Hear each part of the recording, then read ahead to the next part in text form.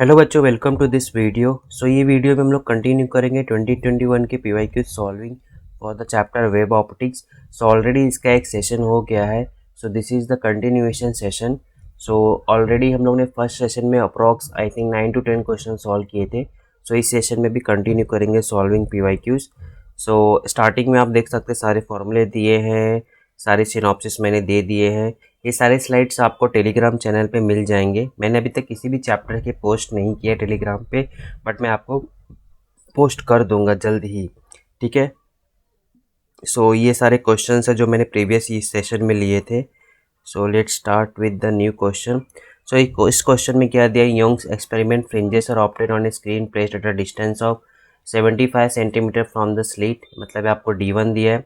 when the separation between two narrow slits is doubled, मतलब आपका d small d, then the fringe width is decreased.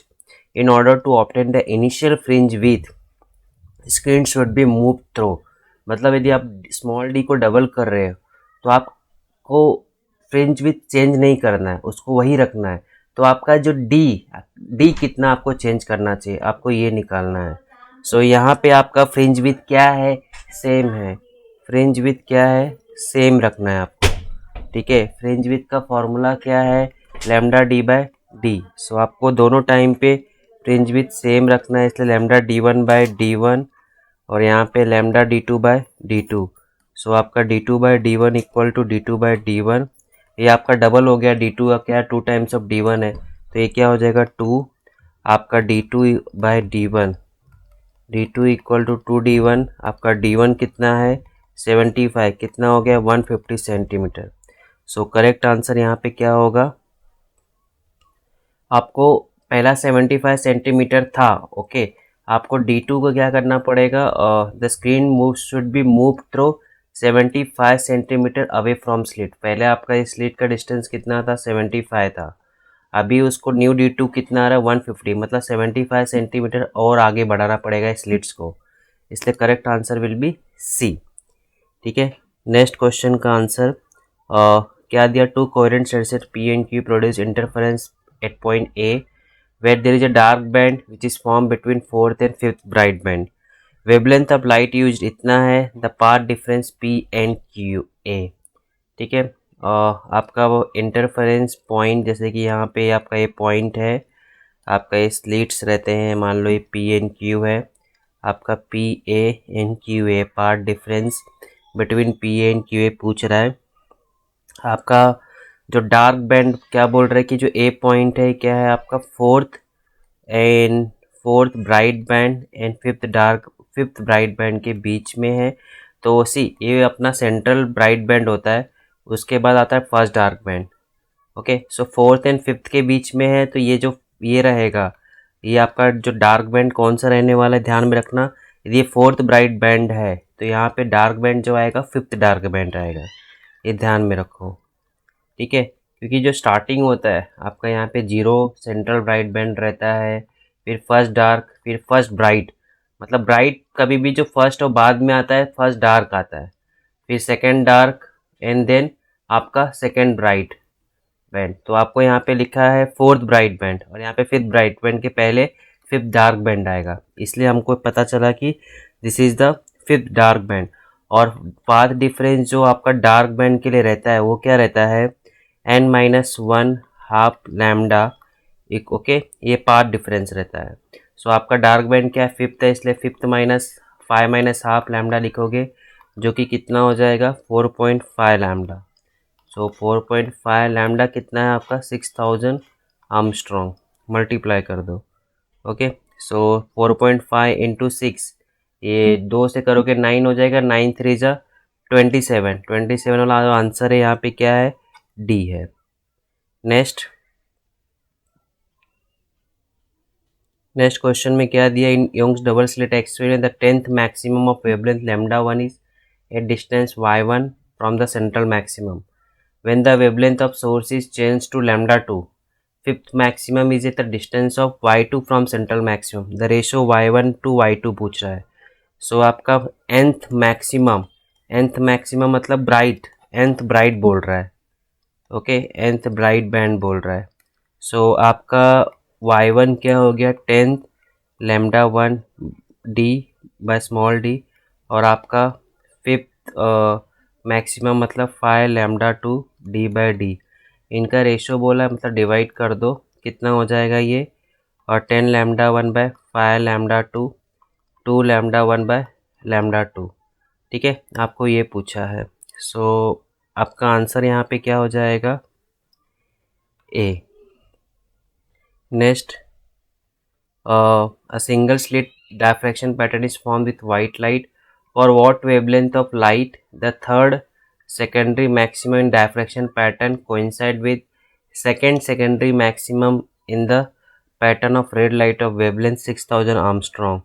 So क्या बोल रहा है, secondary maxima आपका जो डिस्टेंस ऑफ nth मैक्सिमा होता है, डिस्टेंस ऑफ nth मैक्सिमा क्या होता है formula, y1 equal to n plus half lambda D by A. Okay, फिर आपका थर्ड सेकेंडरी मैक्सिमा एंड क्या बोल रहा है, coincide with second secondary maxima in the red light. Okay, ये आपका थर्ड वाला क्या है, third second coincide with for what wavelength of coincide होगा, तो यहाँ पे आपको with white light for what wavelength of light the third secondary maxima coincide with secondary maxima of red light of wavelength। सो आपको यहाँ पे वाइट लाइट के लिए थर्ड बोला है, सो यहाँ पे आप क्या डालोगे, थर्ड के लिए आप क्या लिखोगे, तो यहाँ पे 3 आ जाएगा, 3 प्लस हाफ, ये आपका लैम्डा 2 ले लो उसको, ये आपका ए, और sorry, and for secondary maxima आपका किसके लिए है, रेड लाइट के लिए, तो इसको आप ऐसा लिख लो। ओके, ये दोनों को आपको क्या बोला, कोइंसाइड कर रहा है, मतलब ये दोनों का डिस्टेंस क्या है, सेम है। तो आपको दिख रहा है यहाँ पे जो ये पार्ट रहेगा, ये वेवलेंथ तो वेवलेंथ डिफरेंट है, बट ये डी बाय ए जो है ये सेम है, कट जाएगा। तो यहाँ पे क्या बचेगा, 3.5 लैम्डा 2, और इधर क्या बचेगा, 2.5 लैम्डा 1। अपने को वाइट लाइट का निकालने का है, मतलब लैम्डा 2 निकालना है, 2.5 लैम्डा 1 3.5, सो 2.5 लैम्डा 1 कितना दिया है, 6000 आर्मस्ट्रॉन्ग। ये जो दिया है हम लोग ने उसको 1 लिया है, और जो वाइट लाइट है उसको हम लोग 2 लिया था, मतलब 2 एज अ प्रीफिक्स।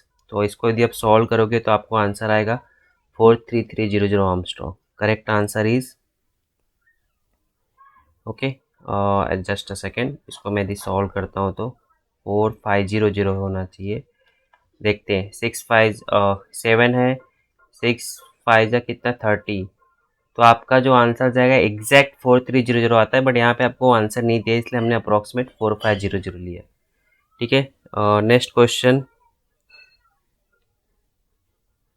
इस क्वेश्चन में क्या लिख के दिया है, the width of central maximum diffraction pattern on single slit does not depend upon. Width of central maximum का फॉर्मूला क्या होता है, 2 लैम्डा डी बाय ए। इस पे यहाँ पे ओके, पहला क्या दिया, फ्रीक्वेंसी ऑफ लाइट, यहाँ फ्रीक्वेंसी ऑफ लाइट का टर्म है क्या, नहीं। विथ ऑफ स्लिट, ये विथ ऑफ स्लिट है, तो ये तो डिपेंड कर रहा है। Distance between slit and source, ये भी है, डिपेंड कर रहा है। वेवलेंथ ऑफ लाइट यूज है, वो भी डिपेंड कर रहा है। फ्रीक्वेंसी ऑफ लाइट का टर्म नहीं है फॉर्मूले में, इसलिए correct answer will be A. Next, in Young's double slit experiment using monochromatic light of wavelength lambda, the maximum intensity of light at a point on the screen is Ket units. The intensity of light at a point where the path difference is lambda by 3. So जो intensity of light का formula होता है वो क्या होता है, 4I not cos square 5/2। Maximum intensity आपको क्या दिया है, लाइट और इसकी के यूनिट्स, मैक्सिमम इंटेंसिटी के यूनिट्स है, तो यहाँ पे आप आई मैक्स करोगे के। ओके, और मैक्सिमम इंटेंसिटी कब आता है, जब आपका 50 रहता है, तो यहाँ के इक्वल टू 4I नॉट। ठीक है, और आपको क्या बोल रहा है, the intensity of light at a point where path difference lambda by 3। So आपको पता होगा पाथ डिफरेंस, पहले तो phase difference equal to 2π lambda into path difference. ठीक है, सो 2π लैम्डा, पाथ डिफरेंस कितना है, लैम्डा बाय 3, कट किया, फेज डिफरेंस कितना गया, 2π 3 सॉरी, इसको आप इस फॉर्मूले में डालो और उसका आई निकालो।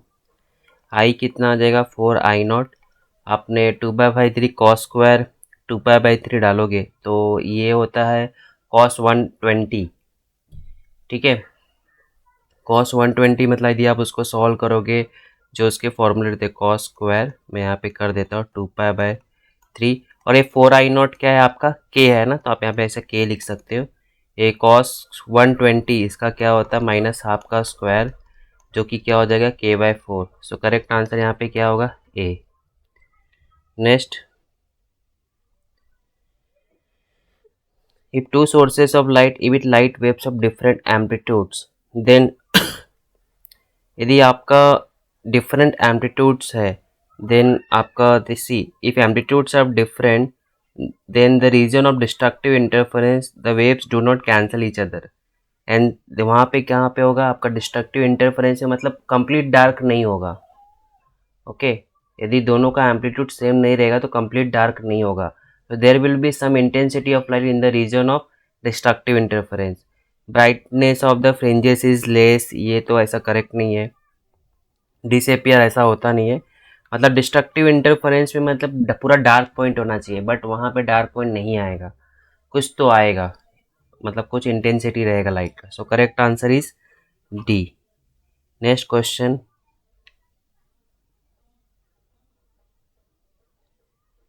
इसमें क्या दिया है, in Young's experiment monochromatic source and 2 slits, one of the slits is cover with black opaque paper. Opaque मतलब कि ट्रांसपेरेंट नहीं है।